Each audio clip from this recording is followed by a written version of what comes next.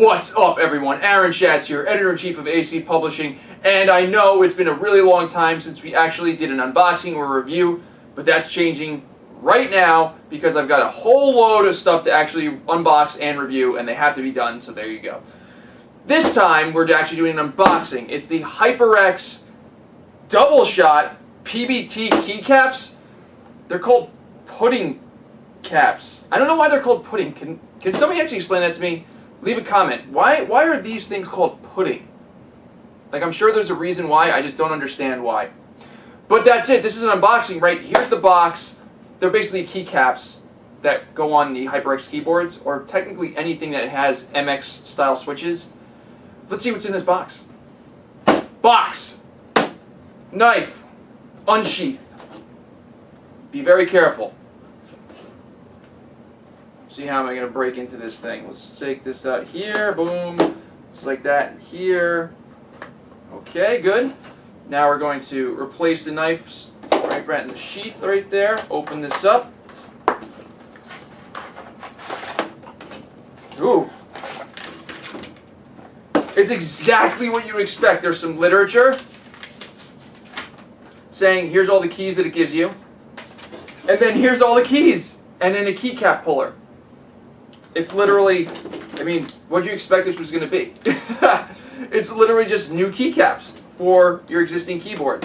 Just like, I'll even put it in, goes like this. No, wait. Like this. Now this side's here. This side's here. Actually, there you go. Looks just like that. All the keys are here. And what we're going to do is we're going to review this bad boy, and it should be a pretty simple review.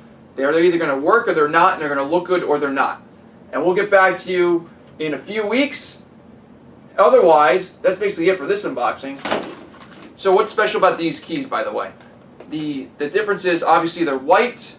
If you saw the other HyperX keyboard reviews I've done, they're all black, solid keys. So these are white, so that's a little fancy too. But more than that, there is this translucent bottom on the keys. So the light will actually shine through the bottom, so when you're actually seeing all the colors from the keyboard, they'll shine pretty well through the bottom of the keys. But we'll see if they're actually usable. One of the things I'm worried about white keys is that the color will actually wash out the actual key it's actually in. For instance, this P key, you might not be able to see the P. But we'll give that a shot. Remember to subscribe, hit the comment, let me know why these are called pudding.